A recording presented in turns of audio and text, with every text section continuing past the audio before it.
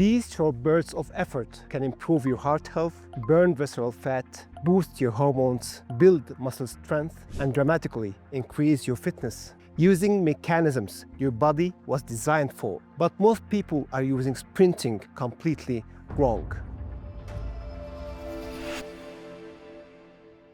Peace be upon you and welcome back to Mind Human. I am Dr. Haytham Farrage, a certified cardiologist, nutritionist, and a personal trainer. Today, we are not just walking, we are sprinting.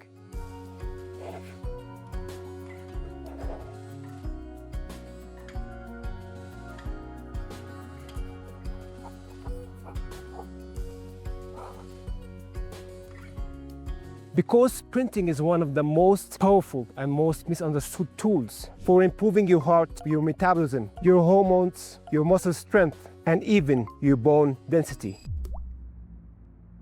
Let's start with the heart. High-intensity interval training, including sprinting, has been shown in clinical trials to improve cardiovascular function, but more importantly, to reduce atherosclerotic plaque burden in certain patients. This means better blood flow, less arterial stiffness, and lower risk of future cardiovascular events. This is not just about fitness, this is cardiology.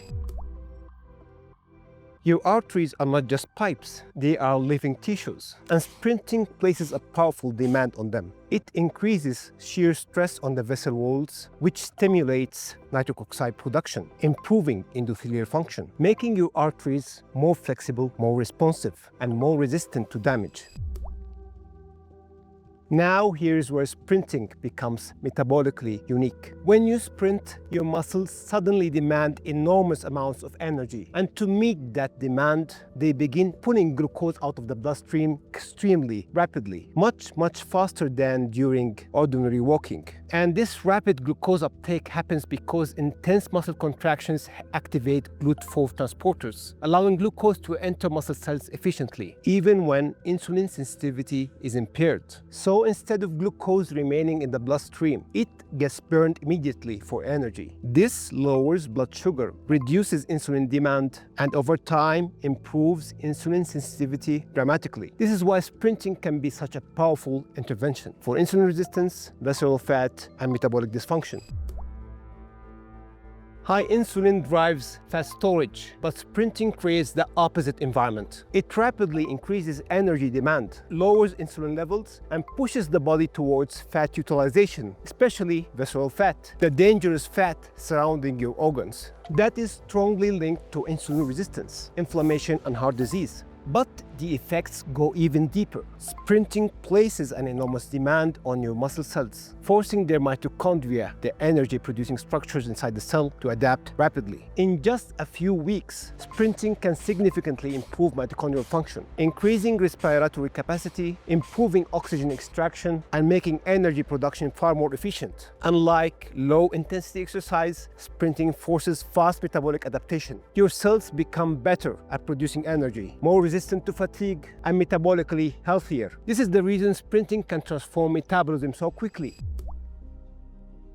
Unlike traditional steady cardio, sprinting recruits powerful fast-twitch muscle fibers almost immediately. These are the fibers responsible for explosive strength, speed, power, and muscle growth. They generate large amounts of force, but they also demand enormous amounts of energy. And because of that, sprinting stimulates powerful muscular adaptation. Your muscles become stronger, more explosive, and more metabolically active. This doesn't just improve athletic performance, it improves how your body handles glucose, how efficiently you burn energy, and even how resilient you become with aging. Because preserving muscle is one of the most important predictors of long-term metabolic and cardiovascular health. So, sprinting is not just conditioning your heart, it's rebuilding your physiology.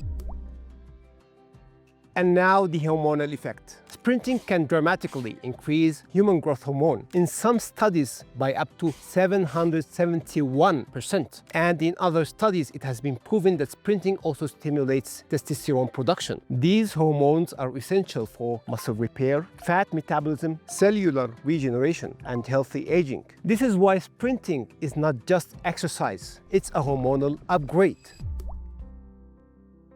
But sprinting doesn't just strengthen muscles, it also strengthens the structure that supports them. The explosive loading forces generated during sprinting place controlled stress on your bones, and bones respond to stress by adapting. This stimulates bone remodeling, increases bone mineral density, and strengthens the skeletal system over time. This is extremely important as we age because loss of bone density doesn't just increase fracture risk, it reduces mobility, weakens physical resilience, and accelerates biological aging. Unlike prolonged sitting or low-impact inactivity, sprinting tells the body to preserve strength, to preserve structure, and to remain physically capable. This is why explosive movement can be one of the most powerful natural signals for maintaining long-term musculoskeletal health. Sprinting also improves key cardiovascular risk markers. It lowers resting blood pressure, increases HDL, and helps regulate triglycerides and LDL particles. These are measurable improvements in your metabolic and cardiovascular health. And here is what makes sprinting truly unique. It can trigger profound physiological adaptations in remarkably little time. Just a few seconds of maximal effort can place a powerful demand on your heart, muscles, bones, blood vessels, and metabolism. This is why sprint interval training can improve cardiovascular fitness, insulin sensitivity, bone density, and mitochondrial function with far less total exercise time compared to traditional steady cardio. In other words, you're compressing a powerful biological signal into a very short window. Short sessions, powerful adaptation, maximum efficiency, and for many people, that makes consistency far more achievable. Now, before you start sprinting, there is something important you need to understand.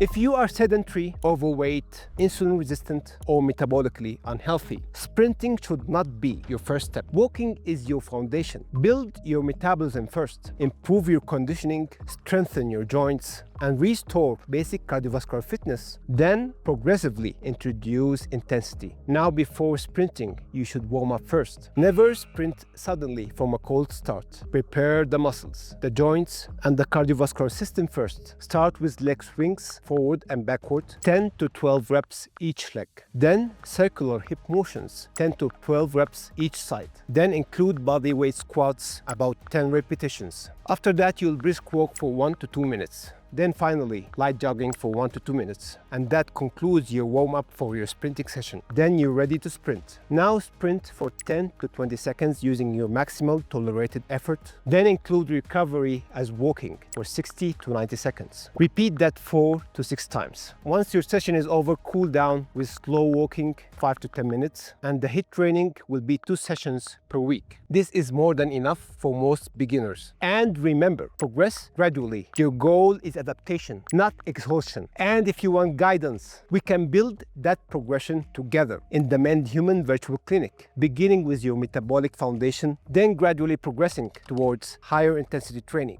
at the pace your body is ready for. Sprinting is not just about speed, it's about restoring your metabolism, strengthening your heart, and optimizing your hormones. When used correctly, it becomes one of the most powerful tools for long-term health. If this video changed how you see sprinting, please like this video, subscribe to Mend Human for evidence-based health focused on treating root causes, not just symptoms. And if you haven't watched my previous video on how walking transforms your metabolism, start there first. Then come back and build from there. And if you want to understand the deeper science behind insulin resistance, inflammation, cholesterol, and cardiovascular disease, my book is LDL, Really Our Enemy, Cracking the Cholesterol Code, breaks down the physiology in a simple, evidence-based way and includes practical strategies to improve metabolic and cardiovascular health naturally. And if I made any mistakes in this video, forgive me. I'm always learning and always trying to bring you the most honest understanding possible. So that's it for today. Until next time, peace be upon you. Assalamu alaikum.